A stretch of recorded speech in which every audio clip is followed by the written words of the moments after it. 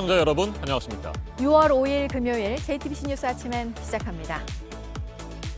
서울 관악구에 있는 건강용품 방문 판매업체 리치웨이에서 지난 2일 이후 최소 13명의 코로나19 확진자가 나왔습니다. 직원과 방문객을 비롯한 199명에 대해 조사가 진행되고 있습니다.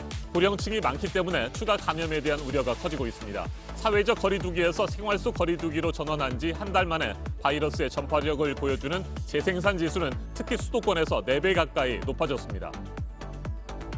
오늘 21대 국회 문을 여는 문제를 두고 어제 저녁 비공개로 진행된 여야 협상에서도 합의가 나오지 못하면서 반쪽 개원이 될 가능성이 커졌습니다. 민주당은 법정 시한에 맞춰서 오늘 의장단을 뽑겠다는 입장이고 통합당은 원구성 합의가 먼저라고 맞서고 있는데 오늘 본회의가 열리기 전까지 추가 협상이 이어질 것으로 보입니다.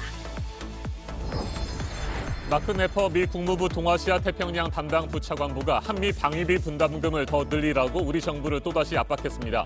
미국이 주한미군 한국인 노동자의 무급휴직 문제와 관련해 한국 정부의 임금 선 지급 방안을 수용한 만큼 이제 한국 정부가 유연성을 보이라고 주장했습니다. 미국이 한 번 양보했으니 이번에는 한국이 양보할 차례라는 억지 논리입니다. 중국의 천안문 민주화운동 31주년이었던 어제 베이징은 당국의 삼엄한 통제 속에 하루를 보냈고 홍콩에서는 희생자들을 추모하는 촛불 집회가 곳곳에서 열렸습니다. 천안문 시위를 여전히 외면하고 있는 중국을 비판하는 목소리도 중국 밖에서 이어졌습니다.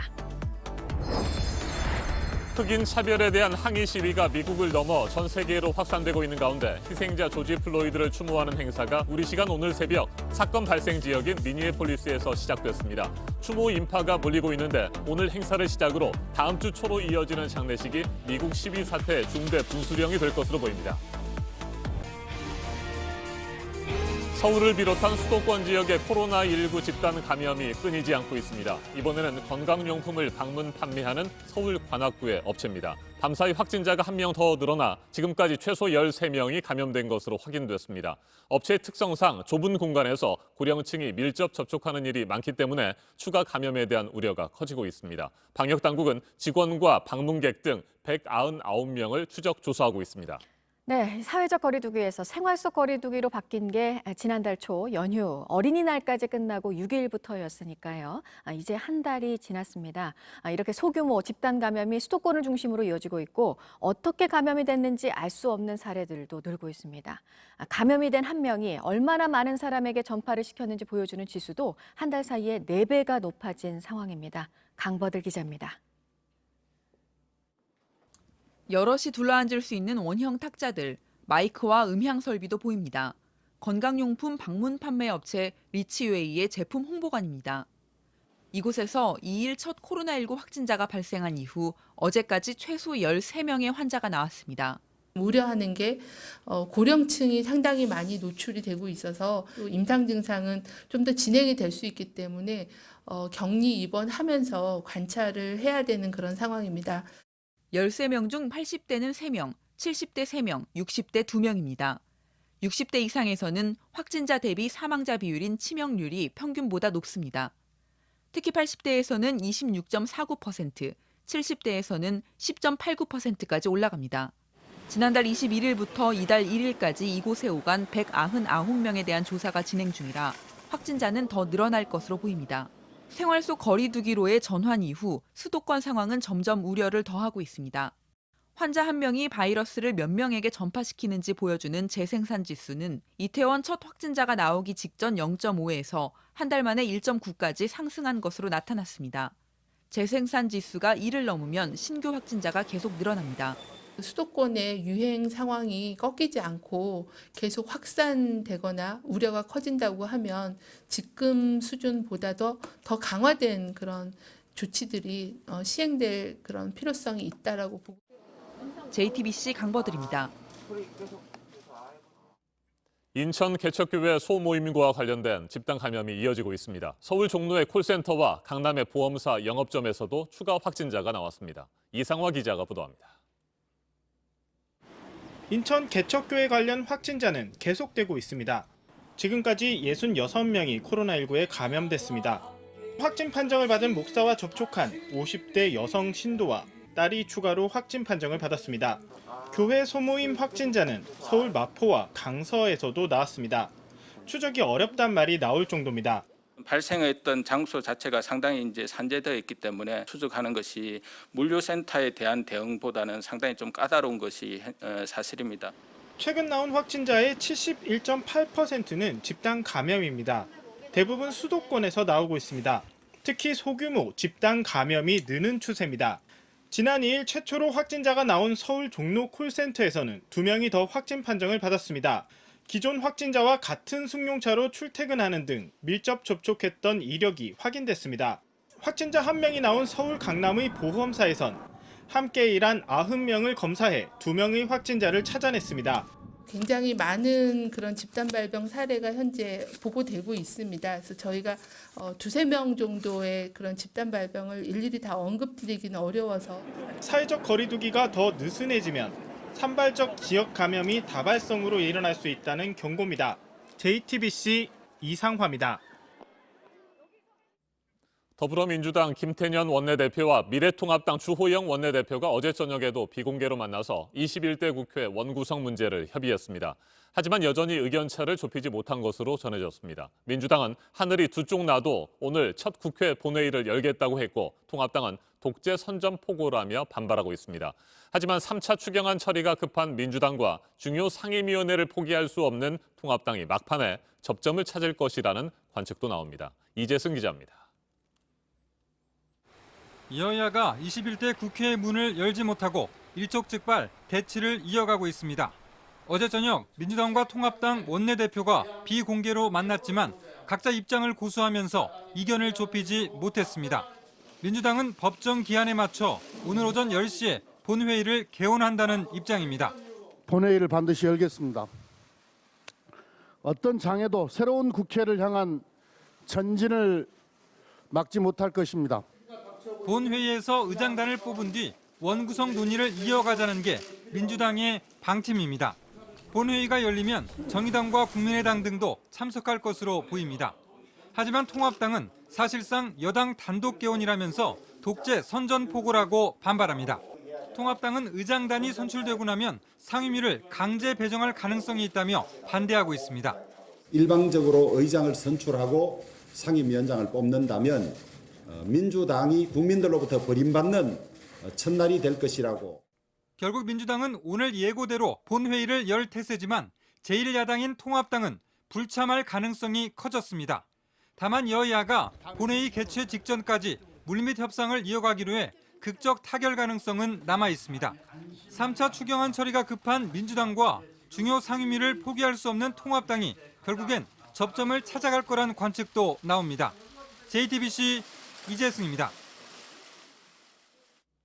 마크 네퍼 미 국무부 동아시아 태평양 담당 부차관보가 한미 방위비 분담금을 더 늘리라고 우리 정부를 또다시 압박했습니다. 미국이 주한미군 한국인 노동자의 무급휴직 문제와 관련해 한국 정부의 임금 선지급 방안을 수용한 만큼 이제 한국 정부가 유연성을 보이라고 주장했습니다. 미국이 한 번 양보했으니 이번에는 한국이 양보할 차례라는 억지 논리입니다. 전영희 기자가 보도합니다. 마크 네퍼 미 국무부 동아시아 태평양 담당 부차관보는 한미 방위비 분담금 협상에 대해 미국이 큰 유연성을 보였다고 주장했습니다. 미국이 최근 주한미군 한국인 노동자의 무급휴직 문제에 대해 우리 정부의 안을 받아들였다는 겁니다. 주한미군은 방위비 분담금 협상이 늦어지면서 지난 4월부터 한국인 노동자 4천여 명을 무급휴직시켰습니다. 우리 정부는 한국인 노동자들의 임금을 먼저 지급하겠다고 했는데 미국이 그동안 이 안을 거부하다가 뒤늦게 받아들인 겁니다. 이에 따라 주한미군 한국인 노동자들은 오는 15일 업무에 복귀합니다. 네퍼 부차관보는 무급휴직 상태가 북한의 공격을 막기 위한 한미 준비태세에 영향을 줄 것을 우려했다면서 이제 한국 정부가 유연성을 보여달라고 말했습니다. 미국은 당초 한국의 방위비 분담금으로 50억 달러, 우리 돈 약 6조 1천억 원을 요구했습니다. 지금은 13억 달러, 약 1조 5,900억 원을 부담하라고 압박하고 있습니다. 지난해 방위비 분담금 약 1조 원보다 50% 정도 많습니다. 우리 정부는 지난해보다 13% 오른 약 1조 1,700억 원이 최고 액수라는 입장입니다. 현재 한미의 입장 차이는 4천억 원 이상입니다. JTBC 전영입니다. 어제 6월 4일은 중국 천안문 시위 31주년이 되는 날이었습니다. 홍콩에서는 희생자를 추모하는 촛불 집회가 열렸는데 중국 베이징은 엄중한 통제 속에 침묵만 흘렀습니다. 송승환 기자입니다. 어제 홍콩 빅토리아 공원 등에선 천안문 시위 희생자를 추모하는 촛불 집회가 열렸습니다. 코로나19 확산을 이유로 경찰이 집회를 불허했지만 빅토리아 공원엔 홍콩 시민 수천 명이 모였습니다. 추모 집회는 온라인으로 생중계됐습니다. 반면 중국 베이징은 통제가 더 삼엄해졌습니다. 천안문 광장은 외신 기자의 출입이 금지됐고 중국인 관람객에 대해서도 소지품과 신체 검사를 하는 등 경비가 강화됐습니다. 중국 소셜미디어 웨이보에선 여전히 천안문 시위를 뜻하는 단어의 검색이 차단돼 있습니다. 중국 내에서 가설 사설망 VPN을 통해 해외 사이트에 접속하는 것도 차단됐습니다.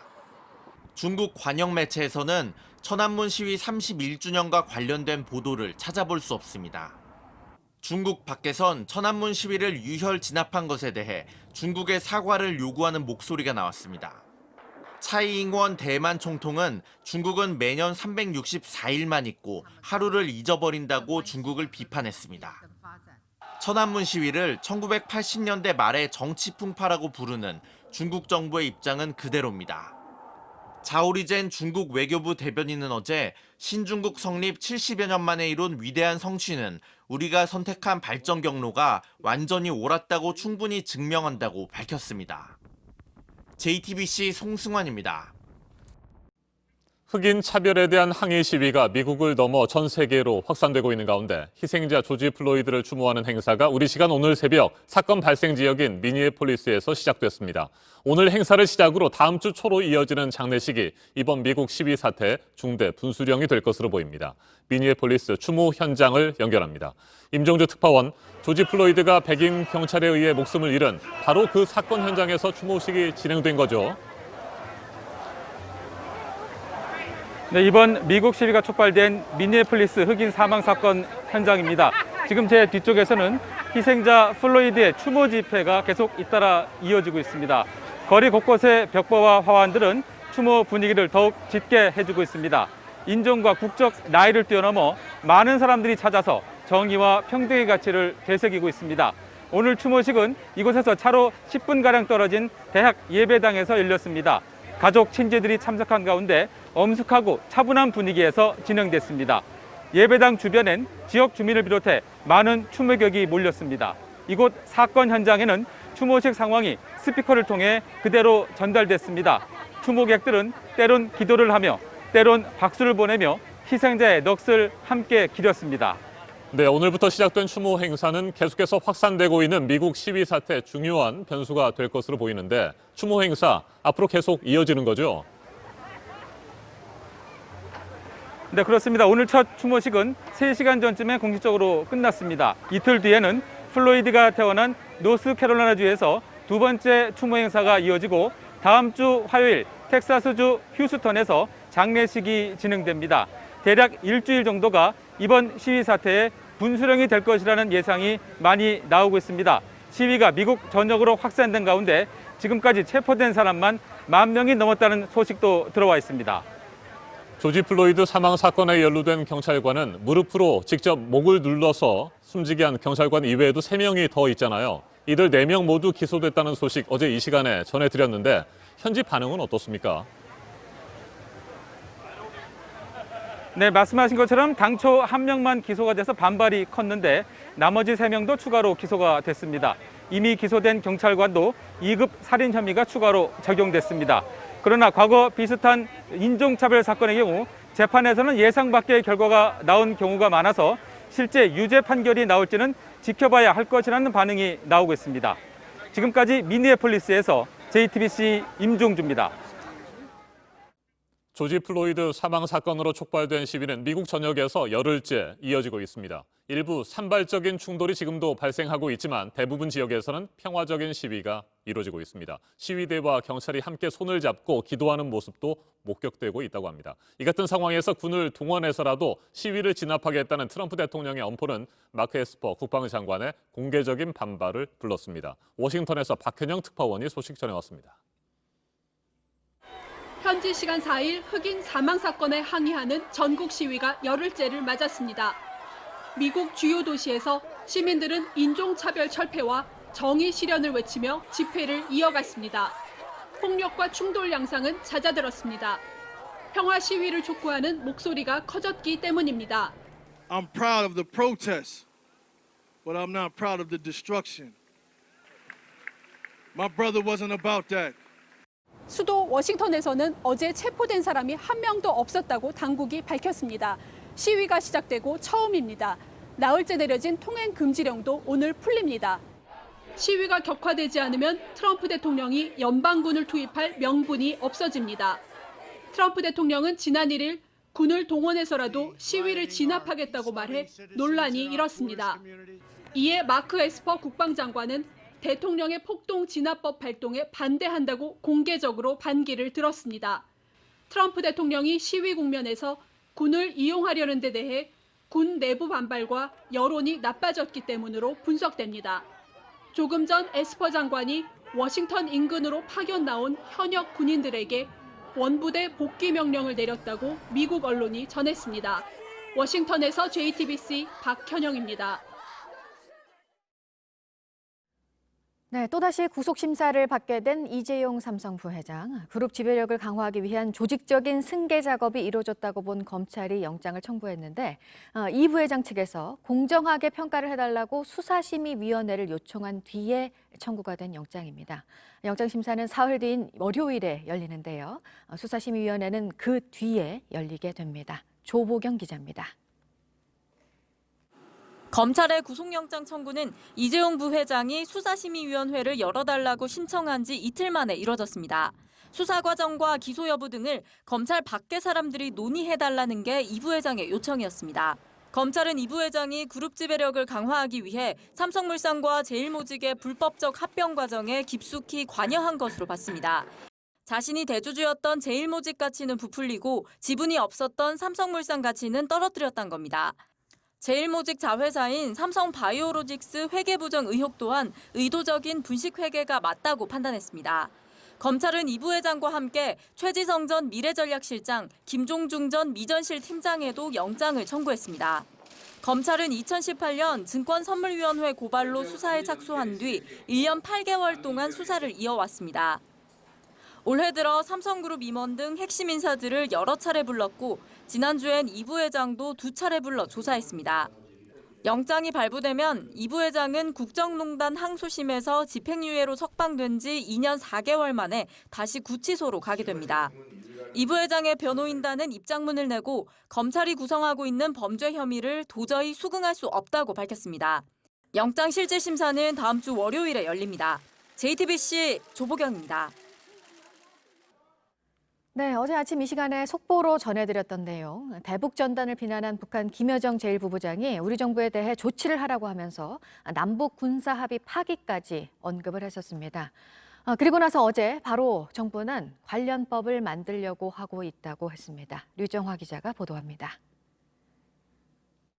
지난달 31일 탈북민 단체가 대북 전단과 함께 북한에 날려보낸 현수막입니다. 김정은 국무위원장의 사진과 함께 새 전략 핵무기로 충격적인 행동을 하겠다는 위선자 김정은이라고 돼 있습니다. 대북 전단 50만 장과 소책자 500건 등도 대형 에드벌룬 20개에 담아 북한으로 날려보냈습니다. 김여정 제1부부장은 본인 명의의 담화문에 대북 전단 살포를 방치하면 남북 군사 합의 파기까지 각오해야 할 것이라며 거칠게 비난했습니다.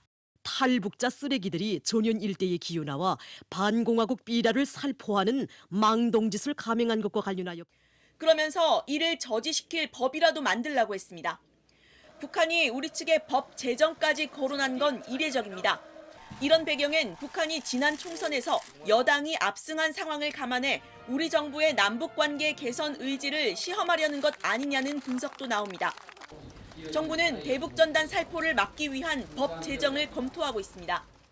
청와대 핵심 관계자도 대북전단 살포는 백해 무익하다고 했습니다. 그럼에도 탈북민 단체는 6.25 전쟁 70주년을 맞아 대북전단 100만 장을 날리겠다고 예고했습니다. JTBC 류정화입니다. 유례없는 많은 변화를 만들고 있는 코로나19를 겪으면서 관련 정부 조직의 역할이 얼마나 중요한지도 우리는 알게 됐습니다. 질병관리본부를 청으로 승격하겠다는 계획이 그래서 발표가 됐었죠. 개편안이 나왔는데 그런데 이렇게 하면 크게 변할 수 있을 것이냐는 논란이 이어지고 있습니다. 전문성 면에서도 독립성 면에서도 그렇습니다. 먼저 윤재영 기자입니다. 현재 질병관리본부는 보건복지부에 속해 있습니다. 독립기관인 질병관리청이 되면 예산권과 인사권을 갖게 됩니다. 문재인 대통령의 대국민 약속이었습니다. 질병관리본부를 질병관리청으로 성격하여 전문성과 독립성을 강화하겠습니다. 하지만 내용을 들여다보면 조직 규모가 작아집니다. 질병관리본부에 속한 연구기관인 국립보건연구원이 복지부에 남기 때문입니다. 인원은 150명 이상, 예산은 1,500억 원가량 줄어듭니다. 정부는 미국의 질병통제예방센터 CDC를 모델로 했습니다. 그런데 막강한 권한을 가진 CDC와 다릅니다. 복지부가 보건 담당 2차관 자리를 만들기도 한 것도 변수입니다. 질병관리본부가 독립청이 되더라도 여전히 복지부가 영향을 미칠 수 있습니다. 질병관리본부는 외청으로 독립하면 별도의 연구조직이 있어야 한다고 말합니다. 청이 되더라도 연구 기능이 필요합니다. 조금은 성격이 다른 그런 공중보건 연구의 조직과 인력을 확대하는 것은 필요하기 때문에 그렇지 않으면 질병관리청의 전문성이 떨어질 것이란 지적이 나옵니다. 두 가지 조직을 그렇게 따로 만들어 놓으면 반드시 경쟁과 반목과 부작용이 생기게 마련이에요. 궁극적으로는 우리나라도 미국 NIH 같이 저런 보건원이 독립이 될 거면 복지부 산하로 갖고 가면 안 되고요. 정부는 궁극적으로 복지부와 질병관리청, 지자체의 권한과 책임을 어떻게 효율적으로 배분할지 검토해서 보완해 간다는 입장입니다. JTBC 윤재영입니다.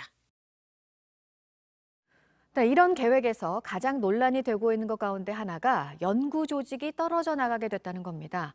공중보건연구소가 있어야 한다는 정은경 질병관리본부장의 요청이 있었지만 개편안에는 빠졌습니다. 이어서 배양진 기자입니다.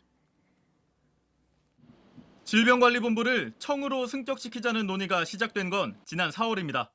청와대가 만든 보건의료혁신 TF가 주도했습니다. 혁신 TF가 청와대에 제출한 조직 개편안 원안을 JTBC가 입수해 살펴봤습니다. 질병관리본부에 속해 있던 국립보건연구원은 복지부로 옮기지만 확진자 수 예측 모형이나 만성질환 연구를 맡는 공중보건연구소를 대신 만들겠다고 돼 있습니다. 혁신 TF 핵심 관계자는 정은경 본부장이 직접 이런 요청을 했었다고 JTBC 취재진에 밝혔습니다. 그런데 실제 개편안에선 이런 내용이 사라졌습니다. 감염병에 대응하고 다른 질병을 관리하려면 연구 기능이 꼭 필요한데 개편안에선 빠진 겁니다. 원안 작성에 참여한 혁신 TF 관계자들에게도 별다른 설명은 없었습니다. 질병관리청에 공중보건연구소를 설치하는 사안에 대해서 제안을 드렸을 때 복지부와 청와대 다 긍정적인 반응을 보였어요. 이에 대해 복지부는 국립보건연구원 밑에 있는 여러 연구센터를 합치는 만큼 효율성을 고려한 방침이라고 했습니다. JTBC 배양진입니다.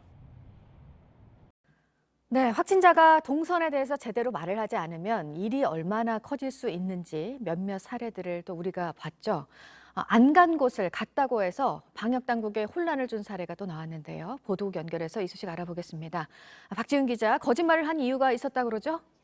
네, 그렇습니다. 경기도 안양시 관내 37번 확진자 60대 여성 A씨의 사례입니다. A씨는 지난 3일 안양시의 한 선별 진료소를 찾아 지난달 29일 오후에 관내 한 고기국수집을 방문했다고 밝혔습니다.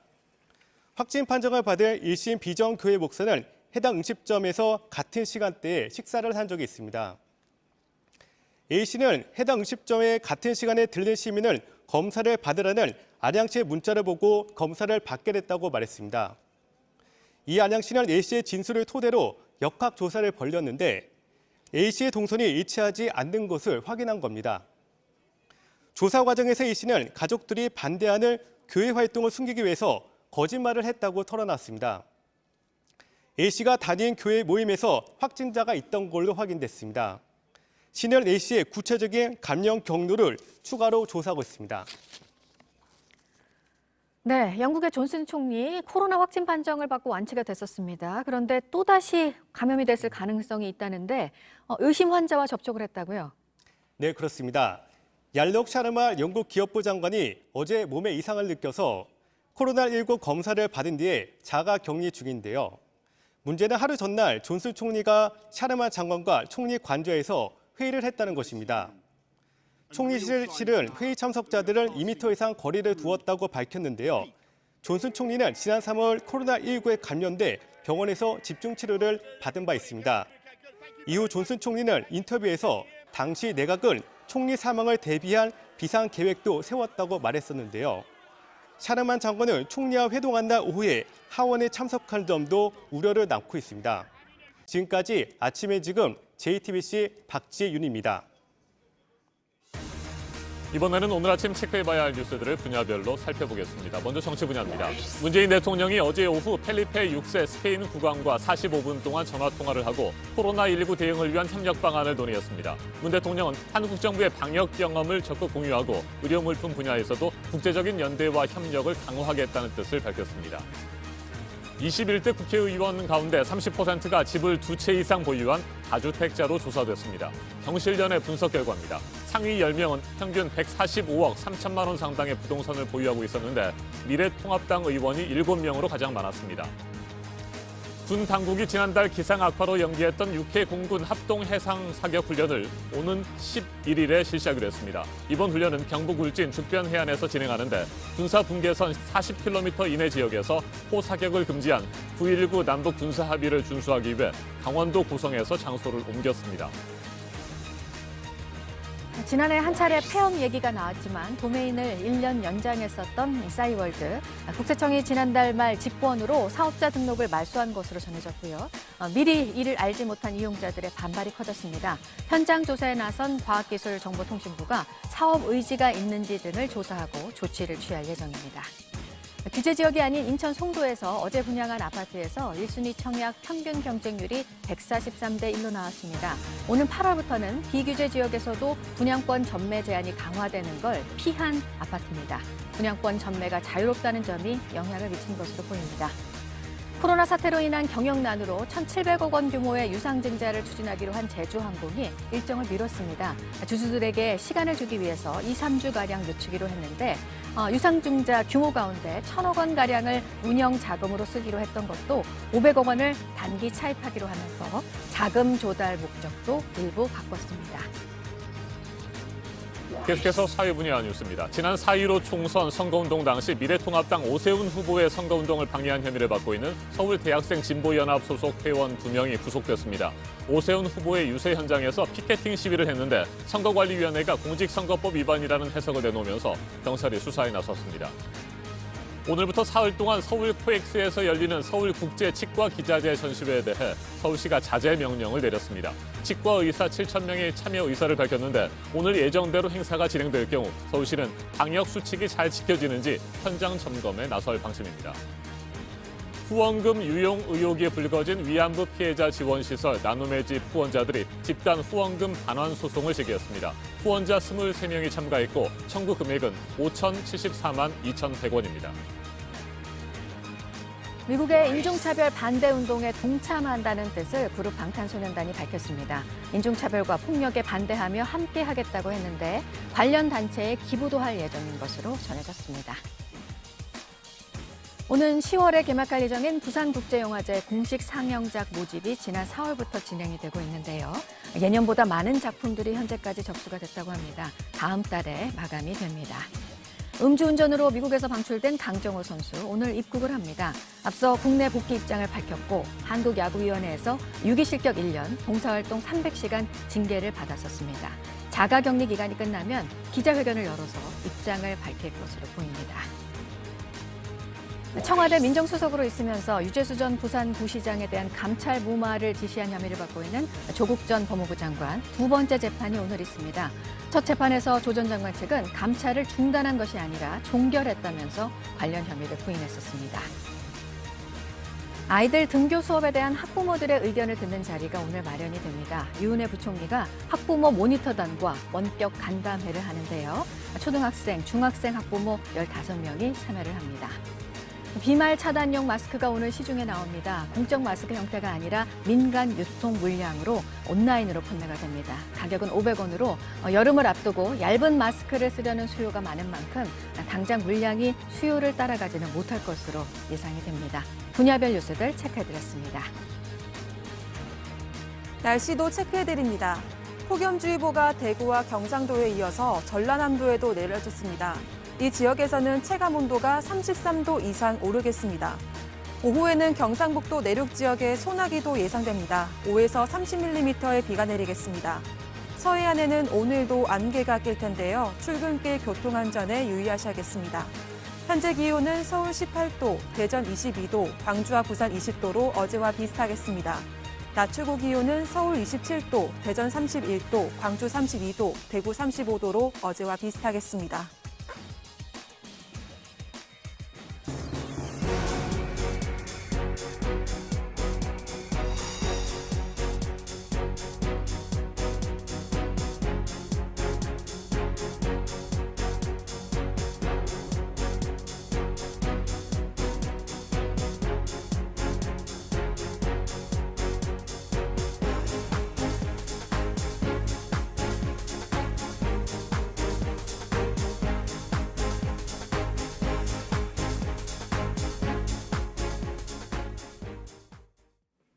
서울역에서 여성을 폭행하고 달아난 30대 남성 이모 씨에 대한 구속영장이 기각됐습니다. 위법하게 이 씨를 긴급 체포했기 때문에 구속영장 청구를 받아줄 수 없다는 것이 법원의 판단입니다. 범죄 혐의자라도 법을 지켜가며 체포해야 한다는 겁니다. 송승환 기자입니다. 서울중앙지법 김동현 영장전담 부장판사는 어제 수사기관이 이 씨를 긴급 체포할 때 절차가 위법했기 때문에 그에 따른 구속영장 청구는 받아들일 수 없다고 밝혔습니다. 그렇게 판단한 상세한 이유도 이례적으로 공개했습니다. 수사기관이 이 씨의 집을 찾아가 전화를 걸고 초인종을 눌렀지만 아무런 반응이 없자 강제로 문을 열고 들어갔는데 이 과정이 영장주의 원칙을 어겼다고 봤습니다. 긴급 체포는 피의자가 증거를 인멸하거나 도주할 우려가 있을 경우에 예외적으로 영장 없이 체포할 수 있는 제도입니다. 법원은 수사기관이 이 씨를 체포할 때 영장을 발부받을 시간적 여유가 없는 상황이었다고 보기는 어렵다고 판단했습니다. 당시 수사기관이 이 씨의 신원과 집 주소, 휴대전화 번호 등을 모두 파악하고 있었고 이 씨가 집에서 잠을 자고 있어서 도망가거나 증거를 인멸할 상황이 아니었단 겁니다. 김 부장판사는 한 사람의 집은 그의 성체인데 범죄 혐의자라도 주거의 평온을 깨는 일은 헌법과 법률을 따라서 해야 한다고 설명했습니다. JTBC 송승만입니다. 서울대학교 음대 교수가 제자에게 갑질과 성희롱을 해왔다는 의혹이 제기됐습니다. 해당 교수는 지난해 7월 유럽 학회에 출장을 함께 간 대학원생의 호텔방에 강제로 들어가서 성희롱한 것으로 알려졌습니다. 또 연구조교가 된 제자에게 신고식을 해준다며 입에 음식을 넣어주는 등 갑질과 성희롱을 여러 차례 반복한 것으로 전해졌습니다. 서울대 인권센터는 정직 12개월 이상의 중징계를 내려달라고 대학 측에 요청했습니다. 서울대는 절차에 따라 해당 교수를 직위 해제하고 징계 여부와 수위를 논의하고 있습니다. 공사 현장을 돌면서 현장 관계자를 협박해 금품을 갈취한 지역 언론사 기자에게 경찰이 구속영장을 신청했습니다. 전남 곡성경찰서에 따르면 해당 기자는 모두 3차례에 걸쳐서 200만 원 상당의 금품을 갈취한 혐의를 받고 있습니다. 앞서 같은 전과로 실형을 살고 출소했는데 이번에 또 범죄를 저지른 것으로 조사됐습니다. 경찰은 피해 사례가 더 있을 것으로 보고 수사를 확대할 계획입니다. 검찰이 불법 동영상으로 2차 피해가 예상되면 피해자의 인적 사항이나 의사가 확인되기 전이라도 신속하게 영상 유포를 차단하기로 했습니다. 대검찰청 검찰인권위원회는 어제 회의를 열고 N번방 사건과 같은 디지털 성범죄 사건에서 범죄 피해자를 보호하는 방안을 논의했습니다. 또 대중매체에 피해자의 정보가 유출되는 것을 막기 위한 가이드라인도 마련하기로 했습니다. 여행용 가방에 갇혔다가 쓰러진 9살 어린이가 이틀 전 끝내 숨졌습니다. 원래대로라면 그날은 아이가 올해 처음으로 학교에 가는 날이었습니다. 고승혁 기자입니다. 어머니의 학대로 7시간 동안 가방에 갇혔던 9살 A군이 이틀 만에 숨졌습니다. 7시간 동안 물 한 모금 마시지 못했습니다. 추정 사인은 다장기 부전증입니다. 여러 장기들이 동시에 급격히 나빠지는 건데요. 외부 충격, 즉 폭행을 당한 상태에서 탈수 증세나 영양 실조까지 동시에 겹칠 경우에 나타날 수 있습니다. A군은 지난달에도 머리를 맞아 병원에 입원했습니다.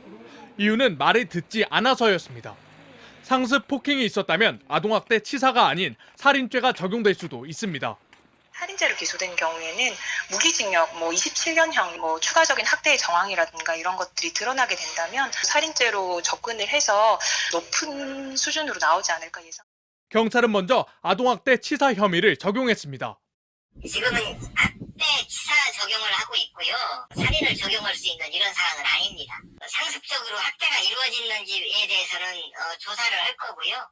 A군을 학대해 숨지게 한 어머니는 아버지와 지난해부터 동거해온 사실혼 관계로 드러났습니다.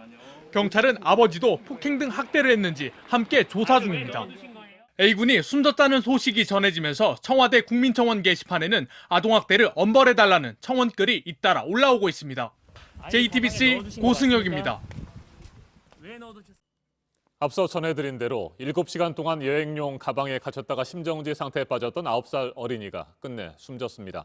지난달 초 경찰과 아동보호 전문기관이 학대 사실을 알았지만 아이를 지켜주지 못했습니다. 의붓 어머니의 잔혹한 학대 정황이 드러나면서 엄벌에 처해야 한다는 목소리가 높습니다. 이수정 경기대 범죄심리학과 교수 자리에 함께했습니다. 어서 오십시오. 네, 안녕하십니까. 네, 교수님 어떻게 사람이 그토록 잔인할 수 있을까요? 죄의식이나 최소한의 양심도 없었을까요?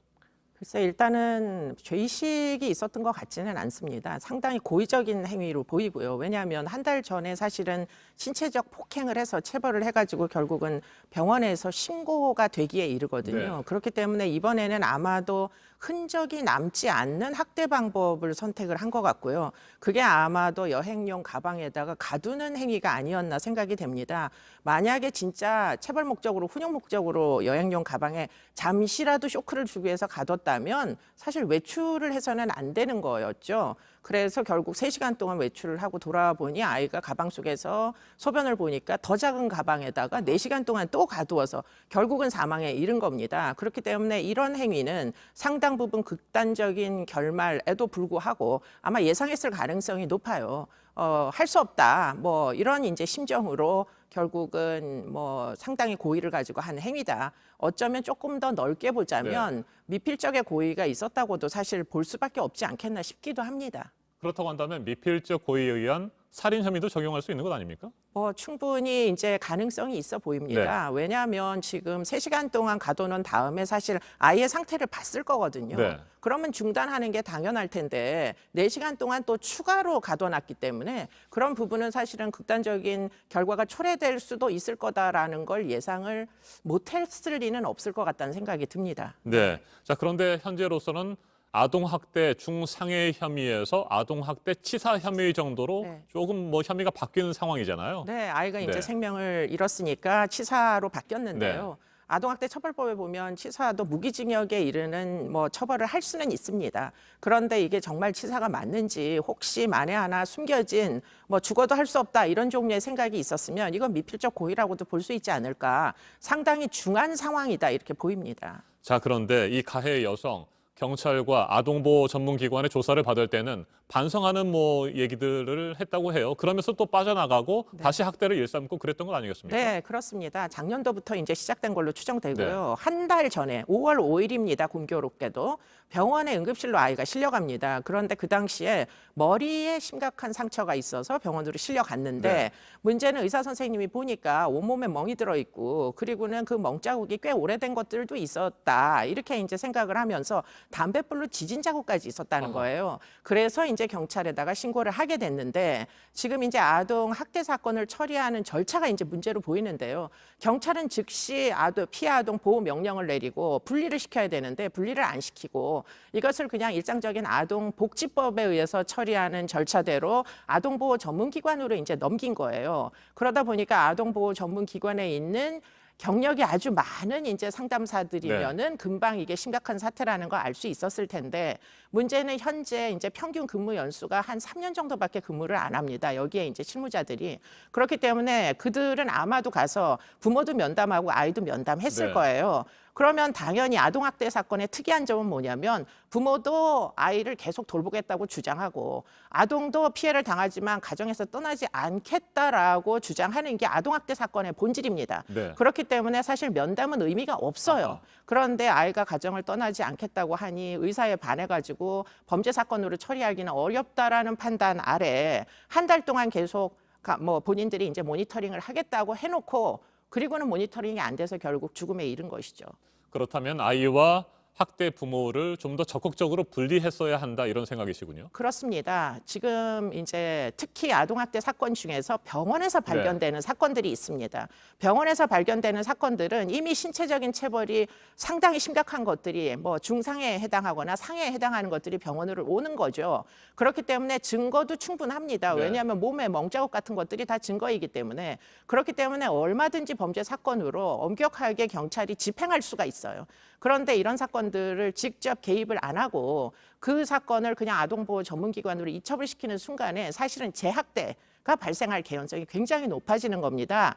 지금 이제 재학대 발생률이 점점 높아지고 있어요. 그러다 보니까 절차적인 문제 때문에 이 부분은 틀림없이 개선을 해야 합니다. 그런데 이런 일이 있을 때마다 경찰이나 아동보호 전문기관에서는 현실적으로 아이들을 가정에서 분리하는 것이 쉽지 않다라고 주장을 하잖아요. 현행법으로는 문제는 없는 겁니까? 강제권이 없다 이게 네. 이제 문제입니다. 강제권이 없기 때문에 경찰도 혹시라도 뭐 극단적인 이제 뭐 피해 아동 보호 명령이나 이런 것들을 내려가지고 보호시설에다 보내게 되면 이제 보호자들이 와서 민원을 제기하고 시비를 걸고 이런 것들로부터 자유로울 수가 없게 되는 거죠. 그렇기 때문에 이제 강제력이 부족하다. 뭐 아동보호 전문기관은 민간기관이니까 더더욱 그럴 것이고. 그래서 영미권 국가에서는 법원이 직심의 형태로 전담 법원이 개입합니다. 법원은 강제 명령을 내릴 수 있으니까. 그런데 그렇게 하려 그러면 전담 법원도 두어야 하고 지금 여러 가지로 아동 폭력에 대한 이제 학대에 대한 처리 절차를 좀 개정을 해야 될 필요성이 발생합니다. 그래서 아마 이런 부분은 21대 국회에서 좀 더 열심히 이제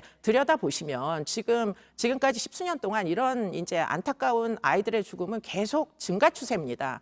제가 알기로는 거의 처음에 이제 십수년 전에는 7건, 8건 정도 됐었는데 지금 30건이 넘거든요. 그러니까 절차가 전혀 개선이 안 됐다는 것을 좀 인지하시어 좀 이렇게 직심으로 법원 선의주의가 특히 아동학대 사건에서는 좀 집행될 수 있게 특히 피해 아동에 대한 보호명령은 법원이 충분히 개입할 수 있게 그렇게 좀 만들어 주시면 좋겠습니다. 자, 저희가 또 하나 짚어봐야 할 부분은 그동안 친아버지는 도대체 무엇을 했느냐 이 부분입니다. 아들이 그토록 학대를 당하는 상황에서 뭐 아무런 조치도 취하지 않는 것 아니냐 이런 해석이 나올 수 있는데 학대에 적극적으로 가담을 했거나 아니면 최소한 방조했다라고 하는 혐의 뭐 벗어날 수 없을 것 같아요. 어떻게 보십니까? 네, 뭐 저도 동의합니다. 뭐 집안에서 학대가 장기간 동안 일어나고 심지어는 한 달 전에 경찰에 의해서 이제 인지된 사건인데 아버지가 몰랐을 리는 없죠. 그런데 그럼에도 불구하고 내팽개쳐놨다가 이런 결말을 초래하게 되니까 아버지도 사실은 책임에서 자유로울 수가 없고요. 최소한 방조죄 아니면 아동학대에 적극 가담을 했을 개연성이 굉장히 높습니다. 그렇기 때문에 체벌이라는 이유로 만일 한 대라도 폭행을 했다면 엄벌해야 되는 게 맞죠. 네, 자, 이 아이뿐만 아니라 우리 주변에는 드러나지 않은 학대 가정들이 지금도 많이 있을 수 있거든요. 그 학대 가정이 적극적으로 나서지 못하거나 또 어떤 조치를 취하지 못하게 되는 상황이 많기 때문에 주변에서 그런 상황들을 좀 알고 있는 분들은 적극적으로 뭔가 조치를 좀 하고 도움을 줘야 될 것 같아요. 네, 온 국민이 신고를 할 수 있습니다. 아동학대 사건은. 그런데 문제는 뭐냐면 지금 아동학대 사건으로 신고했을 때 지금처럼 이렇게 아동복지법을 적용할 때는 사실은 제3자가 끼어들기가 매우 어렵고요. 아동복지법의 궁극적인 목적은 원가정 복귀입니다. 피해 아동에 대해서. 그러니까 가해자가 있는 가정에다가 아이를 결국은 돌려보내고 친권을 제한하지 않는 관행 때문에 제3자가 신고하거나 끼어들면은 결국은 그 보호자들, 학대 가해자들로부터 민원 제기를 막 받게 되는 거예요. 지역사회에서. 그렇기 때문에 남의 집 일에 끼어들지 않겠다라는 생각을 자꾸 갖게 되고 그래서 아이들이 사망하는 겁니다. 그렇기 때문에 어떻게든 경찰이 집중적으로 아주 초기 단계에서부터 강제력을 가지고 끼어들 수 있는 제도를 만들어 주셔야 그래야 신고를 하면 경찰이 입건을 하고 체포를 하고 구속을 시키고 이래서 지역 주민한테도 민원이 발생을 안 해야 신고를 할 거 아닙니까? 그런 부분을 좀 더 강력하게 집행할 수 있도록 개정이 틀림없이 필요합니다. 네. 이번 사건과 같은 아이들의 안타까운 죽음 언제까지 저희가 그냥 지켜봐야 되는 것인지 답답한 마음 금할 길이 없습니다. 오늘 여기까지 듣도록 하죠. 이수정 경기대 범죄심리학과 교수였습니다. 말씀 잘 들었습니다. 길 가던 여성을 강제 추행한 혐의로 부산지검의 현직 부장검사가 경찰에 붙잡혔습니다. 체포 당시 만취 상태였다고 합니다. 배승주 기자가 보도합니다. 부산 도시철도 1호선 양정역입니다. 지난 1일 밤 11시쯤 이 근처에서 한 남성이 길을 가던 여성을 추행했다는 신고가 112에 접수됐습니다. 이 남성은 출동한 경찰에 의해 현행범으로 붙잡혔습니다. 그런데 경찰 조사 과정에서 이 남성이 부산지방검찰청 소속 현직 부장검사 A씨로 드러났습니다. 경찰은 A씨 신원이 확인됐고 만취 상태로 조사를 할 수 없어 집으로 돌려보냈다고 밝혔습니다. 이후 A씨를 강제 추행 혐의로 불구속 입건했습니다. 경찰은 피의사실 공표 금지를 내세워 구체적인 혐의에 대해선 밝히지 않았습니다. 부산지검 측도 개인적인 일이라 입장을 낼 사안이 아니라고 전했습니다. A 부장검사가 붙잡힌 날은 부하 직원을 강제 추행한 혐의를 받는 오거돈 전 시장이 영장실질심사를 받기 하루 전입니다. JTBC 배승주입니다.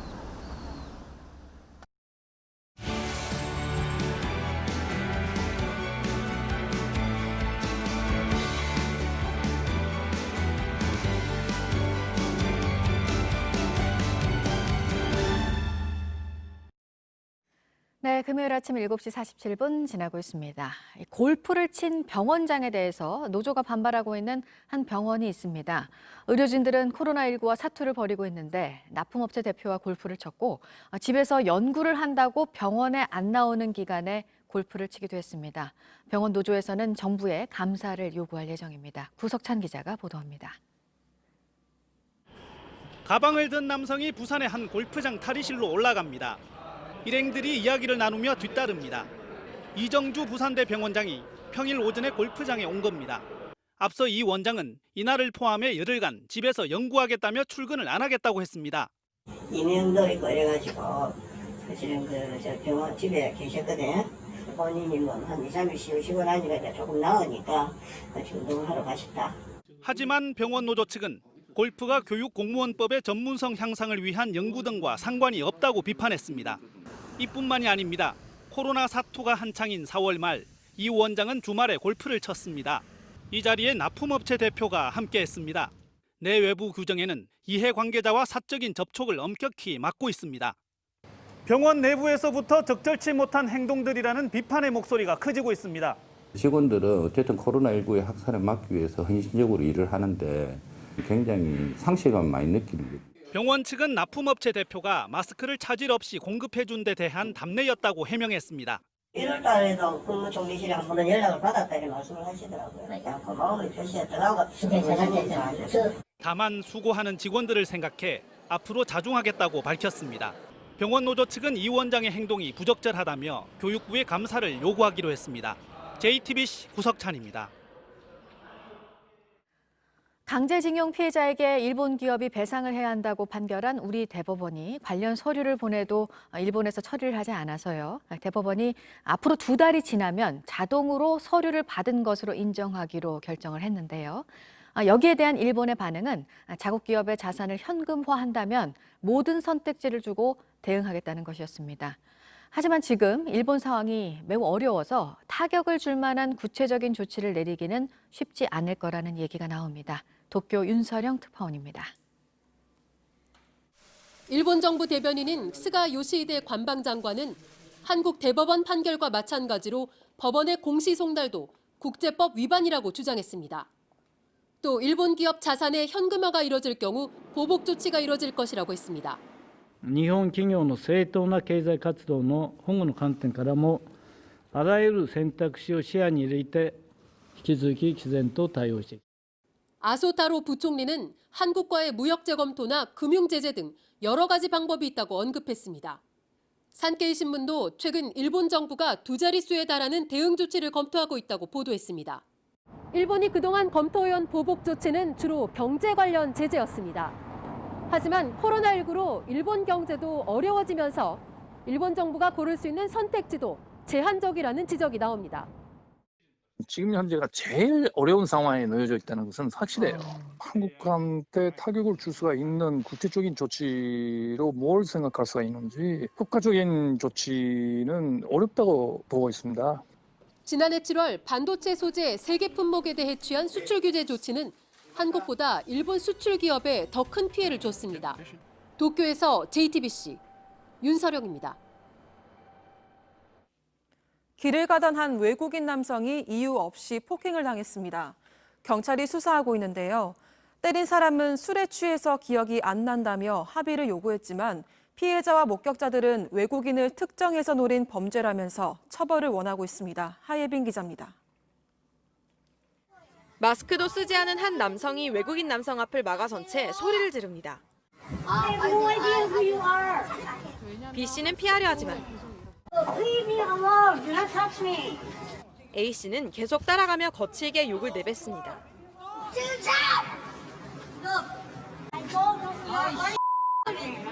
그러더니 갑자기 목덜미를 잡아당기고 얼굴을 때리려다 B 씨가 피하면서 빗맞습니다. 길을 걷다가 우연히 마주친 낯선 사람에게 영문도 모른 채 폭행을 당한 겁니다. 주변 분들도 개의치 않고 그분 계속 쫓아가는 걸 보고 무서운 그런 감정이 많이 들었어요. 경찰에게 신고를 했다고 했음에도 불구하고 폭력을 휘둘렀고 A 씨는 추가로 폭행을 하려다 주변 시민들에게 제압당했습니다. 시민의 신고로 출동한 경찰에 넘겨졌지만 조사에서 술에 취해 기억이 나지 않는다고 주장했습니다. 그러면서 피해자와 합의하고 싶다는 의사를 전했습니다. 하지만 B 씨와 목격자들은 외국인을 상대로 한 혐오 범죄라고 주장했습니다. Just because I'm a foreigner. All I did was just walking home, like I do every day from work. 현행법상 혐오 범죄를 처벌할 수 있는 조항은 없습니다. 피해자의 피해 정도에 따라 일반적인 폭행이나 상해죄를 적용할 수 있는 게 전부입니다. 다른 나라는 증오범죄만 따로 처벌하는 법이 있거나 어떤 특정 집단에 대한 증오, 혐오라는 동기로 이루어진 경우에는 확실하게 가중 사유로 적시를 하고 있어요. 국내인 혐오 범죄와 관련한 법률을 새로 만들거나 보완하는 데 근거가 되는 공식적인 통계조차 없습니다. JTBC 하혜빈입니다. 충남 태안의 해변에서 수상한 배가 또 발견됐습니다. 이번엔 고무보트입니다. 배 안에서는 중국어가 적혀있는 물건도 나왔는데요. 이번에도 미립국 하는 데 쓰인 것으로 추정됩니다. 정영재 기자입니다. 갯벌에 회색 고무보트 한 척이 버려져 있습니다. 군인들이 배의 크기를 재고 내부를 살핍니다. 기름통과 구명조끼도 보입니다. 엔진에는 중국어로 보이는 한자도 쓰여 있습니다. 어제 아침 8시 55분쯤 충남 태안 마도 방파제 앞에서 발견됐습니다. 며칠째 이곳에 버려진 보트를 보고 주민이 신고했습니다. 한 3일 전부터는 사람도 아무도 없는데 이거 배가 계속 있는 거예요. 관리도 안 되는 것 같더라고. 고무보트는 바로 이 방파제 아래에서 발견됐습니다. 한낮인데도 안개가 짙게 껴서 바로 앞에 있는 나무들도 잘 보이지가 않는데요. 이 방파제는 배가 자주 드나드는 곳은 아니지만 마을 주민들이 배를 청소할 때 가끔씩 대놓는 곳입니다. 이곳은 지난달 중국인 8명이 보트로 미립국한 곳과 15km 떨어진 곳입니다. 이번에도 미립국 보트일 가능성이 큽니다. 지난 4월에는 이 부근에서 어제 발견된 보트와 엔진이 같은 검은색 보트가 발견되기도 했습니다. 충남 태안이 중국에서 서해로 오는 주요 미립국 경로란 분석까지 나오고 있습니다. 그런 거 있다면 불안하지. 밤 같은 때 여기 일 갔다가 늦게 올 수 있고 이게는. 번번이 해상이 뚫리면서 정세균 국무총리는 어제 해상 경계를 강화하라고 군과 경찰에 지시했습니다. JTBC 정영재입니다. 맞짱 토론 시간입니다. 오늘은 21대 국회 원구성과 개원을 둘러싼 여야의 갈등 상황 자세하게 짚어보겠습니다. 먼저 출연자들을 소개해드립니다. 차재원 부산가톨릭대 특임교수입니다. 안녕하세요. 네, 어서 오십시오. 최영일 시사평론가입니다. 안녕하세요. 네, 안녕하십니까?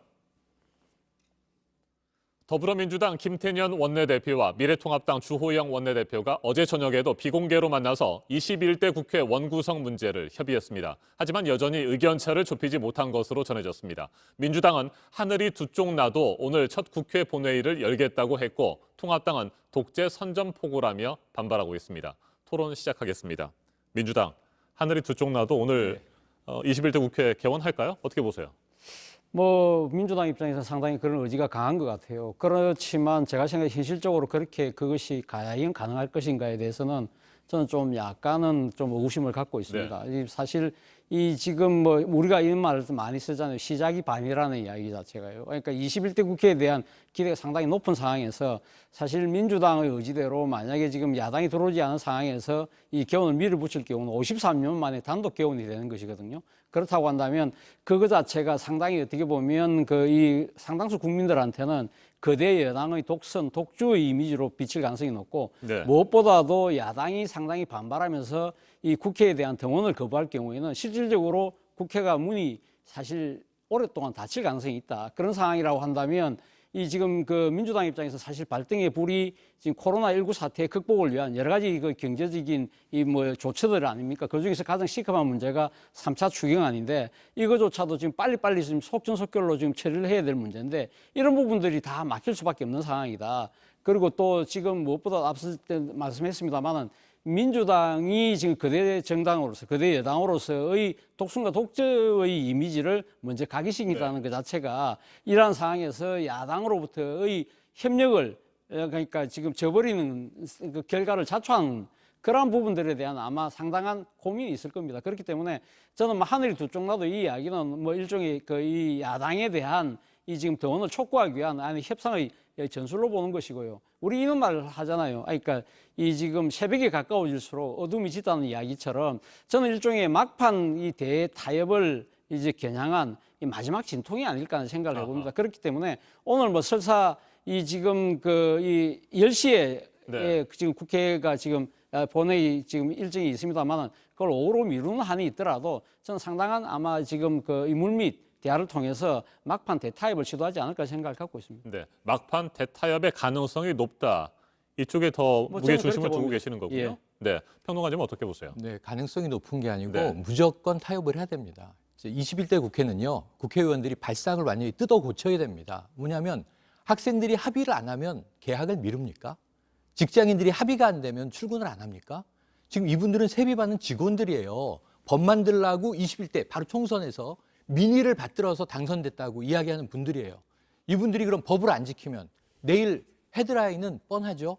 자, 법을 만드는 국회, 첫 번째 법 어겨. 자, 이렇게 하고 국회 시작하면 국민들 박수 받겠습니까? 20대 국회와 달라지겠습니까? 그러니까 지금 역대 국회에서 개원을 미룰 수 있는 근거는 딱 하나예요. 관행이에요, 관행. 네. 법이 먼저냐, 관행이 먼저냐. 여쭤보면 국회의원들이 뭐라고 답하겠습니까? 엊그제까지 민주당의 금태섭 의원 경고 논란 시끄러웠죠. 그때 통합당 의원들 뭐라 그랬습니까? 이건 국회법과 헌법에 위배된다. 법을 들어서 그 안의 내용도 양심에 근거하여, 양심에 입각하여 이 개념적인 이야기를 가지고 법 해석을 하면서 헌법 정신 얘기하는데 법에 개원하라고, 네? 국회가 시작되고 나서 7일 이내에 개원한다. 아주 명시되어 있는 법조항을 어기면서 관행이다, 협치다. 법 안 지키는 국회는 필요 없는 겁니다. 그러면은 이 국민 소환해야죠. 왜 그런 법은 안 만들어 주십니까? 그래서 저는 계속 총선 전에도 강조드렸지만 법만 지켜도 기본은 한다. 출석만 해도 성적은 주는 거예요. 출석을 안 하면 점수를 못 주죠. 교수 입장에서는 교수가 국민이고 국회의원들은 학생이다. 학교 가세요. 이 얘기를 드리고 싶습니다. 그렇다면 통합당과의 합의가 이루어지지 않는다고 하더라도 민주당은 오늘 예정대로 법대로 개원을 해야 된다 이런 입장이십니까? 이게 뭐 반쪽 국회 되나? 네. 반쪽 국회 아니죠. 3분의 2 국회입니다. 3분의 1이 출석을 안 한 거죠. 결석을 한 겁니다. 무단결석입니다. 그러면 저는 열어야 된다고 보고요. 이건 민주당이나 김태년 원내대표 입장이기 때문이 아니라 다수가 법을 지키는 모습을 보여주는 것으로 시작한다. 학교 안 나온 사람이 벌 받아야죠. 그리고 그 무슨 관행을 따지면서 법을 안 지켜놓고 협치를 운운합니까? 그래서 저는 무조건 개원해야 한다. 이게 다른 말로 바꾼다면 법을 지켜야 한다. 국회의원들은 이 말씀 드리는 거고요. 하늘이 두 쪽 나도 법은 지켜져야 하는 것이죠. 네, 교수님께서 앞서 막판 타협 가능성을 얘기를 했습니다만 만에 하나 정말 끝까지 갔는데도 타협이 안 된다고 하면 어떻게 해야 됩니까? 모르겠습니다. 뭐 법대로 하자 해야 된다는 말씀을 강하게 하시지만 사실 이것은 정치의 영역이거든요. 네. 그동안 사실 국회법 이것이 만들어진 조항이 94년도에 만들어진 걸로 제가 알고 있는데 그 이후로 사실 이러한 법들이 여야가 입장이 바뀔 때마다 사실 잘 지켜지지 않았던 것도 현실이지 않습니까?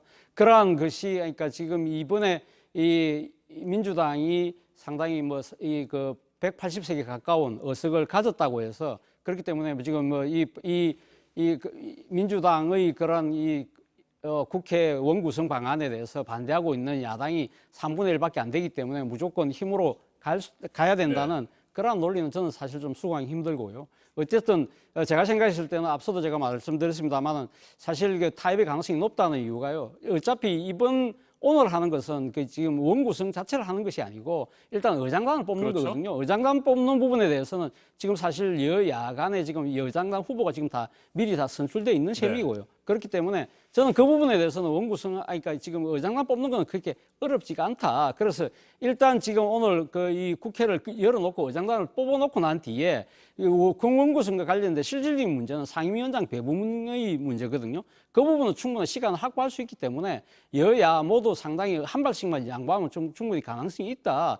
뭐 지금 민주당 같은 경우는 지금 앞서도 제가 이야기했습니다만 약 3분의 2 가까운 의석을 갖고 있기 때문에 어떻게 보면 상당히 정치적 여유를 갖고 있는 셈이에요. 그리고 또 한편으로는 이 지금 미래통합당 입장에서 봤을 때는 이번에 상당히 총선 참패를 하지 않았습니까? 네. 상당히 정치적 위기라고 한다면 이 위기의 탈출구로 변화와 혁신을 이야기하고 있잖아요. 그렇다고 하면 기존의 익숙한 관행으로부터의 탈피가 사실 전제될 필요가 있다. 그렇다고 한다면 서로가 조금씩만 양보하면 저는 뭐 오늘 뭐 이 국회 개원은 문제가 없지 않을까.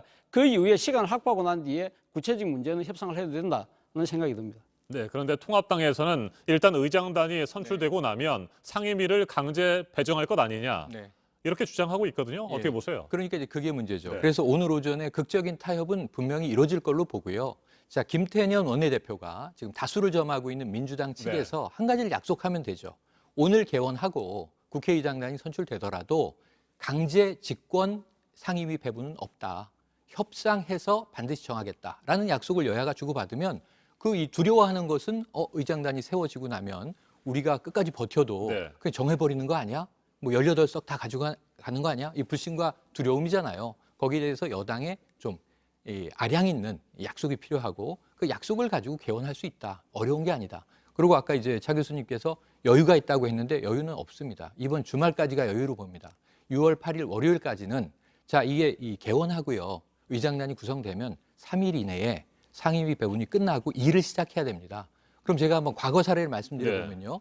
가장 빨리 상임위가 구성된 게 지난 20대 국회예요. 우리가 최악이라고 이야기하는 2주 걸렸어요. 그 법정 시간 어겼습니다. 이 최악의 연장됐던 게 18대 국회예요. 88일 걸렸습니다. 원구성에. 석 달 동안 일을 안 하고 원구성 협상을 했던 거예요. 이 두 국회의 경우에 성과가 달랐나요? 아닙니다. 20대 국회도 싸웠고요. 18대 국회도 싸웠습니다. 지금까지 좋은 평가받은 역대 국회가 없습니다. 그러니까 시간만 잘 지키면서 가는 건 기본이라고 아까 말씀을 드렸고, 자 여야가 여러 가지 다툼을 예결위를 가져가느냐 법사위를 가느냐 싸우겠지만 결국 결정은 돼야 되는 거고요. 시나리오는 300명의 의원을 18개 위원회에 어떻게 배분을 하고 여야가 어떻게 나눌 것이냐. 이 게임의 룰이 그렇게 어렵습니까? 한 달, 2달 싸워야 됩니까? 결론은 어쨌든 양보와 타협으로 결정할 수밖에 없어요. 민주당 18개 다 못 가져가고요. 그리고 지금 이 통합당이 주장하는 7개 정도는 우리가 가져가야지. 그거 될 수도 있고 안 될 수도 있어요. 그럼 시나리오의 범위가 있는데 그 안에서 결국은 어떻게든 타협을 할 텐데 조금 한 발 물러서서 좀 법정 시한 지켜서 타협하면 결과가 크게 달라지느냐 아니라고 보는 거죠. 그래서 저는 오늘 오전에 원내대표 간에 자 합의로 원구성한다라는 약속을 가지고 개원을 하시고 주말 한 2, 3일 시간 써서 다음 주에 제대로 이제 원이 구성되고 국회가 제대로 문을 열 수 있도록 2, 3일의 시간을 효율적으로 쓰시길 바라고 어제도 90분 만나지 않았습니까? 저는 서로 원하는 것은 다 확실히 파악됐다고 보는데 자 그럼 여야가 어느 선에서 한 발씩 물러설 것인가 이 결정만 남았다고 봅니다. 네, 원 구성을 둘러싼 갈등 상황을 좀 더 구체적으로 살펴볼까요? 일단은 뭐 핵심적인 자리는 두 자리잖아요. 예결위원회 위원장과 법사위원회 위원장 자리입니다. 타협을 하게 된다면 어떤 방식으로 이걸 나누는 게 좋다고 보시는지 궁금합니다. 네. 일단 뭐 지금 예결위원장하고 법사위원장을 두 개 다 갖겠다는 것이 지금 미래통합당의 입장이지 않습니까? 네. 뭐 아마 그것이 핵심 상임이라고 보기 때문에 그렇겠죠.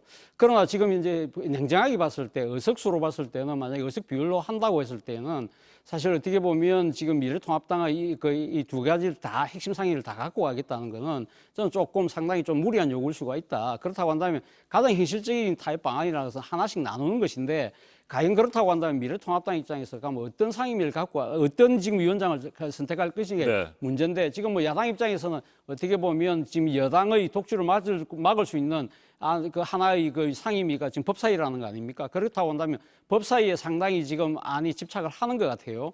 그런데 지금 여당의 입장에서는 법사위 자체가 이 지금 체계와 자구심 사건 때문에 사실상 어떻게 보면 지금 국회의 상원 역할을 하면서 상당히 모든 법안들의 게이트키퍼 역할을 해서 사실 이 지금 여러 가지 국정 현안의 이 통과에 상당한 걸림돌이 되고 있다. 그렇기 때문에 이런 법사위의 그런 이 과거의 잘못된 이러한 부분들을 바로잡아야 되겠다는 생각이 아주 강하거든요.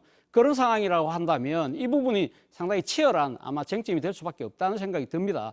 그러나 제가 생각했을 때는 그동안의 법사위의 이런 체계와 자구심 사건은 저는 상당히 문제가 있다는 생각이 들어요. 우리나라가 1948년도에 정부가 수립되고 난 뒤에 국회가 개원하지 않았습니까? 네. 그때만 당시만 하더라도 이 법조인 출신 의원들이 상당히 부족했거든요. 그러다 보니까 여러 가지 그러니까 헌법과의 불합치 문제, 그리고 다른 법과의 정합성의 문제 이런 부분들 때문에 법사위에다가 그런 책임을 맡겨놓은 측면이 분명히 있거든요. 그런데 지금은 상황이 다르다는 겁니다. 이제는 법조인 출신들 국회의원들이 각 상임위마다 다 포진돼 있잖아요. 그렇다고 한다면 이 체계와 자구심 사건을 각 상임위에 맡기든지 아니면 아예 법사위에서 빼서 국회 사무처 내에서 새로운 별도의 기구를 만드는 것도 하나의 네. 방법이다. 그렇게 만약에 타입이 된다고 한다면 그렇다고 한다면 미래통합당 입장에서도 굳이 법사위에 그렇게 주장할 필요가 있겠느냐. 그렇다고 한다면 예결위로 갈 가능성이 높지 않을까 생각이 드는데 문제는 이 지금 미래통합당 입장에서는 법사위의 이 권한 자체를 지금 이 나름대로 그러니까 줄이는 걸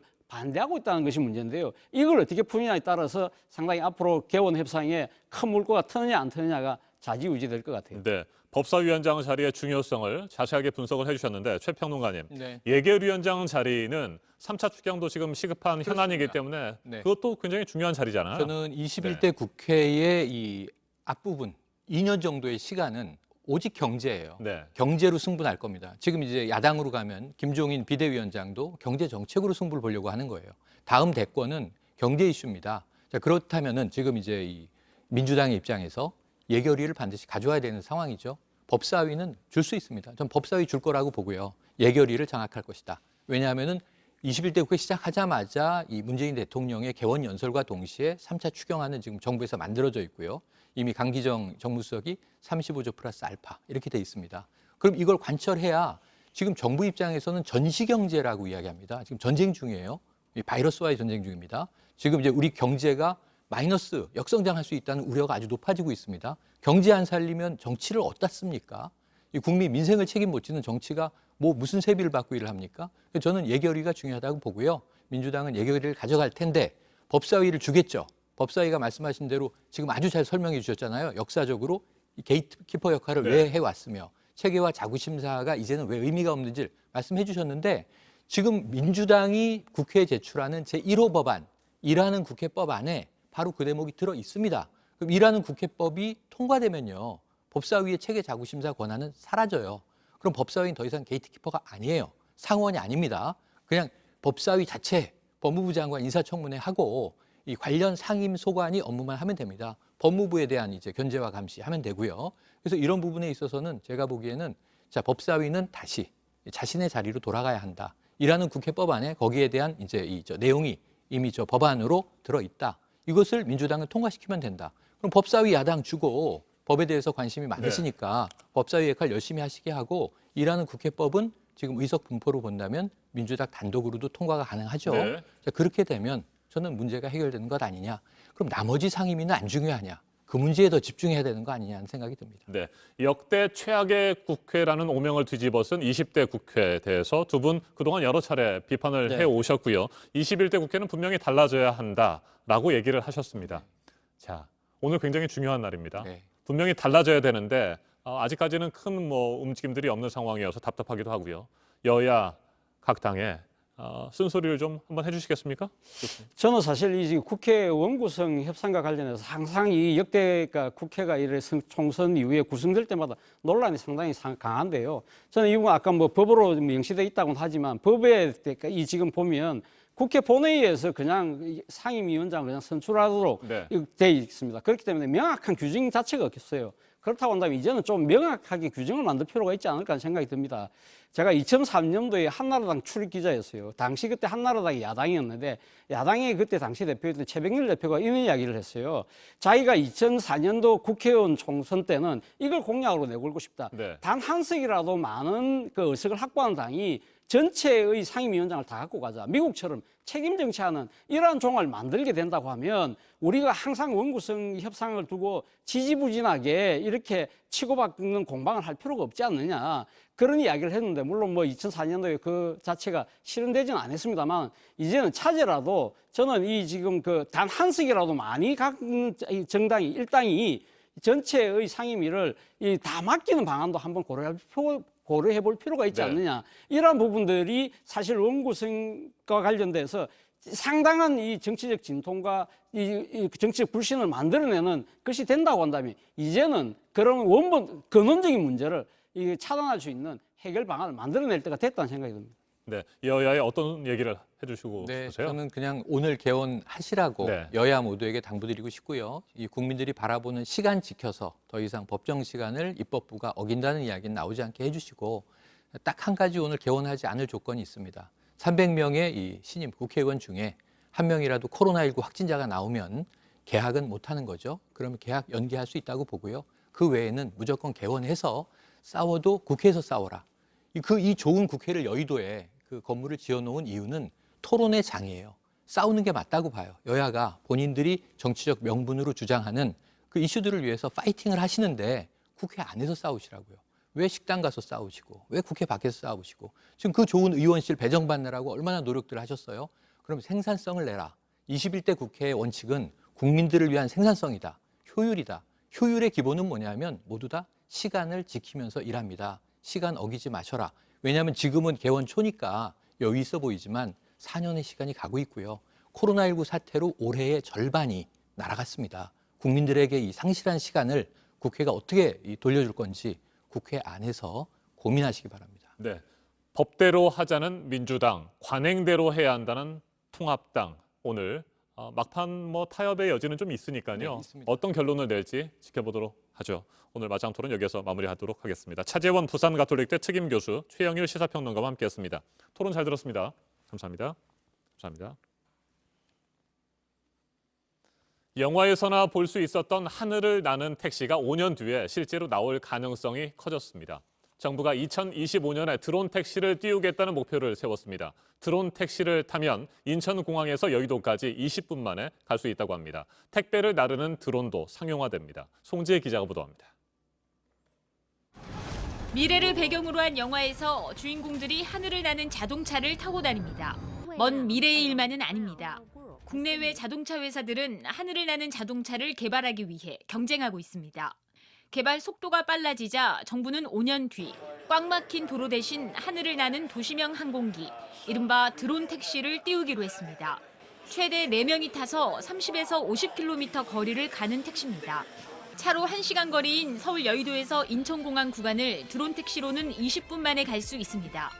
택시비는 초기엔 11만 원 정도로 일반 택시의 2배가 넘습니다.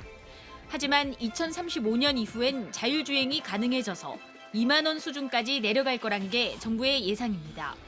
드론 택시를 내놓기 전에 드론 택배를 먼저 상용화합니다. 섬이나 산간 지역 주민에게 택배를 전하는 것은 물론 도심에서 음식이나 서류를 나를 수도 있습니다.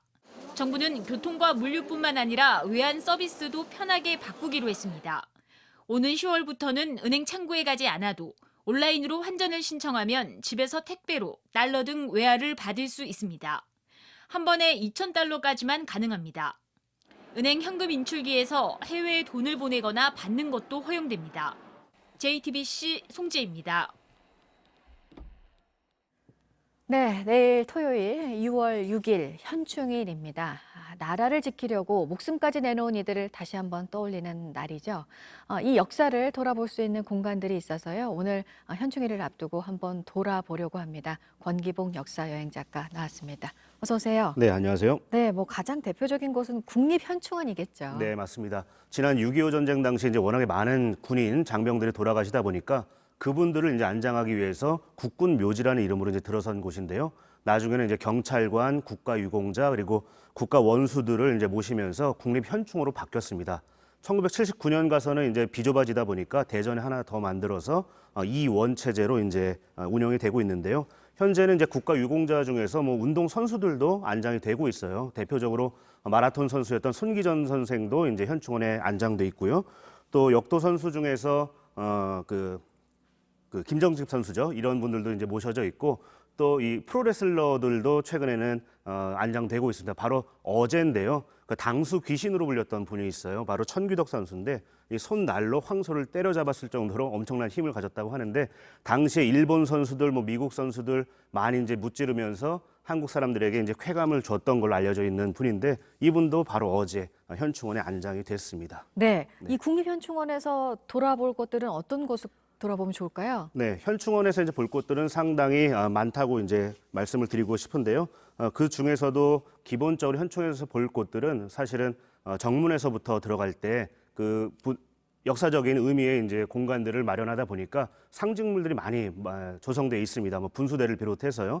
들어가 보면은 이제 그 장병들의 모욕이 있고 또 더 들어가면 장군들의 모욕, 더 들어가면 뭐 박정희, 김대중, 김영삼 전 대통령의 모욕들도 있어서 우리의 한국의 역사를 한눈에 바라보는데 응축적으로 아주 유용한 공간이기도 합니다. 네, 올해 기념식은 뭐 올해가 6.25 전쟁 70주년이기도 한데 네. 서울이 아니라 대전 현충원에서 기념식이 열리는 거죠? 맞습니다. 이제 서울은 14일까지 이제 제한을 하고 있고요. 네. 물론 이제 사전 예약한 유가족분들은 자유롭게 출입을 하실 수가 있습니다만 일반 시민분들은 만약에 가실 거라면 대전 현충원에 가셔야 할 것 같은데요. 문재인 대통령도 참석을 해서 추도사를 낭독할 걸로 알려져 있습니다. 네. 네, 뭐 이 기념식도 그렇지만 이 현충일 추모하는 그 대상이 네. 뭐 한국 전쟁에서 네. 이제 그런 분들뿐만 아니라 네. 우리나라를 위해서 목숨을 바친 모든 선열로 네. 돼 있잖아요. 맞습니다. 그래서 그 6.25 전쟁 때 참전했던 유엔군을 위한 묘지가 또 있다고 하는데 이건 부산에 있다고요? 네, 맞습니다. 부산에 있는 곳인데요. 정식 명칭은 제한 유엔 기념 공원입니다. 전 세계에서 유일하게 유엔군을 위한 공동 묘지로 알려져 있는 곳인데요. 네. 네덜란드, 미국, 뭐 프랑스를 비롯해서 11개국 장병들이 전물 장병들이 이제 안장돼 있습니다. 원래 한국 전쟁에서 참전했던 이제 그 해외 군대는 전체 22개국에서 왔는데요. 그래서 많았습니다. 이 사망자들도 그래서 11,000명 넘게 이곳에 안장이 돼 있었지만 뭐 벨기에나 콜롬비아 이런 국가에서는 유해를 봉안해 가면서 지금은 11개국 한 2,309구 정도의 유해가 안장돼 있는 곳인데 앞으로는 조금씩 늘어날 걸로 예상이 돼요. 왜냐하면 살아계신 이제 참전 용사들 중에서 돌아가시는 분들이 그래도 나는 전우 곁에 묻히고 싶다 해서 한 분, 두 분씩 이제 부산으로 유해 상태로 이제 들어오고 있거든요. 그래서 이 시신 묻혀져 있는 이 구수는 점점 이제 늘어나고 있는 상황인데요. 네. 그런 뭐 스토리도 스토리지만 건물 하나하나도 한번 자세히 보시면 좋은데 대표적으로 네. 정문이 참 인상적입니다. 시민들의 성금 모금을 통해서 이제 마련된 정문인데요. 우리나라의 대표적인 현대 건축가죠. 김중업 선생이 설계를 했던 그런 건물인데 뭐 그걸 비롯해서 사실은 도운트 이제 수로라 불리는 당시에 가장 어렸던 안장된 분들 중에 제일 어렸던 17살의 호주 청년의 이름을 딴 수로도 있고요. 그런 이제 역사적인 의미를 기려서 지난 2007년에 근대 문화재로 등록이 되기도 했습니다. 네. 그리고 그 일제 강점기에 네. 항일 운동가들이 잠들어 있는 곳도 있습니다. 서울에 있죠? 맞습니다. 보통 이제 효창원이라는 이름은 좀 낯서시고 아마 효창공원이 더 익숙하실 텐데요. 네. 원래 그 정조, 조선시대의 왕이었죠. 정조의 장남, 그 문효세자의 묘가 있어서 효창원이라 했었는데 일제 때 그 공원의 성격이 바뀝니다. 유원지로 바뀌어버리는데요. 또 골프장도 들어서고 해서 효창공원으로 바뀌어서 오늘날까지 그렇게 불리고 있는데 이곳은 백범 김구 선생을 비롯해서 매헌 윤봉길 그리고 일본의 천황 일왕이 살고 있는 황거에 이제 폭탄을 던졌던 뭐 이봉창 의사를 비롯한 3명의 의사의 묘가 있는 그런 곳이기도 합니다. 또 이외에도 이제 주인 없는 가묘도 한 개가 있는데요. 바로 안중근 의사를 위한 묘인데 아쉽게도 안타깝게도 아직 그분의 유해는 찾지 못한 상태인 거죠. 저만 해도 이제 여순 감옥에 여러 차례 가봤지만 주변이 이미 아파트 일대로 개발이 되면서 시신을 찾지 못한 상태인데 그런 역사적인 의미에서의 독립운동가의 묘역도 있습니다. 그래서 현충일이라 하면 보통은 6.25 전쟁 때 사망하신 이제 군인이나 경찰을 떠올리기 쉬운데요. 현충일의 이 원래 의미는 그런 전쟁에서 이제 국가를 위해서 목숨 바친 분들만이 아니라 네. 한국이라는 나라 혹은 사회의 공동체를 지켜내기 위한 모든 죽음에 이제 경의를 표하는 날이 이제 현충일입니다. 그래서 독립운동가들이 묻혀져 있는 것도 같이 말씀을 드렸습니다. 네. 그래서 이제 이것도 포함을 네. 시키신 것 같은데 네. 현충일을 기리면서 돌아볼 곳으로 광주의 5.18 민주묘지를 네. 또 든 이유도 그런 맞습니다. 건가요? 이제 네. 한국의 민주주의를 또 지켜내기 위해서 즉 한국 사회 보다 나은 내일을 위해서 노력하신 분들이 안장돼 있는 곳인데요. 원래 이곳은 크게 두 개의 묘지로 이루어져 있습니다. 망월동 그 망월묘지공원 제3묘역이 하나 있고요. 또 이후에 만든 국립 5.18 민주묘지인데요. 원래 있던 곳은 망월묘지공원 제3묘역입니다. 왜냐하면 그 5.18 당시에 군경이 어떤 제대로 된 절차 없이 시립공원묘지에 이제 시신들을 안장하게 되는데 그게 바로 이곳입니다. 그래서 이곳과 한참 나중에 만들어진 국립 5.18 민주묘지를 가시게 되면 우리의 지난 역사에서 한국 사회 민주주의를 지켜내기 위해서 목숨 바쳤던 분들이 모셔져 있고요. 또 그뿐만이 아니라 이곳에는 지난 1987년 그 6월 항쟁 당시에 사망하신 분들도 많이 이제 네. 안장돼 있습니다. 대표적으로 그 최루탄에 맞아서 목숨을 잃었던 뭐 이한열 열사를 비롯해서요. 바로 근래에 그 백남기 농민도 바로 이곳에 안장돼 있는 한국의 민주주의와 관련해서 아주 중요한 또 공간이기도 합니다.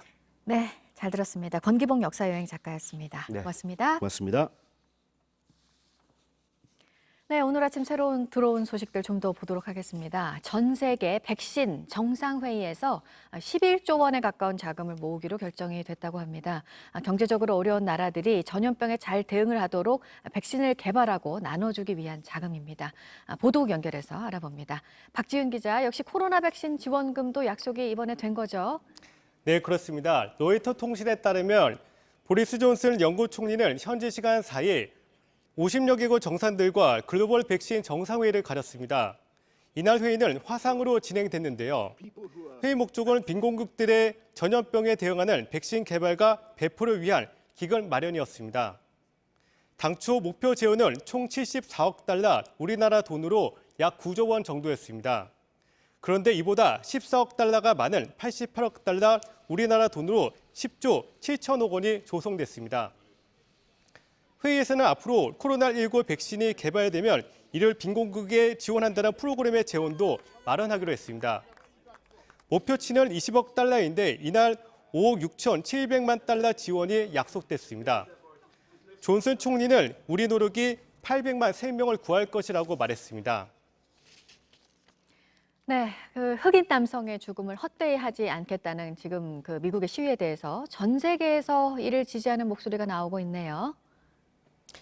네, 그렇습니다. 해리 왕자의 부인 메걸 마클 왕자비는 지난 3일 목요일 LA 이맥컬러트 하트 고등학교 졸업식에서 화상 연설을 했습니다. 마클 왕자비는 12살 때쯤 LA 폭동 사태를 겪었다면서 이 폭동은 인종차별 행위로 발생했다고 말했습니다. 그는 당시 기억을 떠올리며 흑인 생명이 소중하다고 말했습니다. 마클 왕자비는 이번 항의 시위에 대해서 어떤 말을 할지 망설였다고 합니다. 하지만 자신의 두려움보다 다른 사람의 어려움을 우선해야 한다는 학창시절 선생님의 말씀이 떠올랐다고 말했습니다. 그는 현재 미국은 황폐화됐고 유일한 잘못은 아무 말도 하지 않는 것이라고 말했습니다. 끝으로 독성이 강한 노무라 이끼 해파리가 우리나라 해역에 대량 나타날 수 있다는 전망입니다. 해양수산부는 다음 달 중순쯤 노무라 이끼 해파리 주의보를 발령할 수 있다고 예상했습니다. 노무라 이끼 해파리는 가장 큰 것은 지름이 1m에 달합니다. 쏘이면은 발진, 통증, 가려움 등이 생기고 심한 경우 쇼크로 사망할 수 있습니다. 부산 해운대 등 21개 해수욕장은 해파리 방지막을 설치할 계획입니다. 지금까지 아침에 지금 JTBC 박지윤입니다. 오늘 전국이 맑겠습니다. 폭염주의보가 내려진 남부지방 일부 지역에는 낮 기온이 35도까지 오르며 매우 덥겠습니다. 오후에 경상북도 내륙 지역에는 소나기가 오는 곳도 있겠습니다. 낮 최고 기온은 서울 27도, 대전 31도, 광주 32도, 대구 35도로 어제와 비슷하겠습니다. 아침엔 뉴스워치, 오늘 하루 관심을 가지고 지켜봐야 할, 기억해야 할 뉴스 끝으로 정리해드립니다. 서울 관악구에 있는 건강용품 방문 판매업체 리치웨이에서 지난 2일 이후 최소 13명의 코로나19 확진자가 나왔습니다. 직원과 방문객을 비롯한 199명에 대해 조사가 진행되고 있습니다. 고령층이 많기 때문에 추가 감염에 대한 우려가 커지고 있습니다. 사회적 거리두기에서 생활 속 거리두기로 전환한 지 한 달 만에 바이러스의 전파력을 보여주는 재생산 지수는 특히 수도권에서 4배 가까이 높아졌습니다.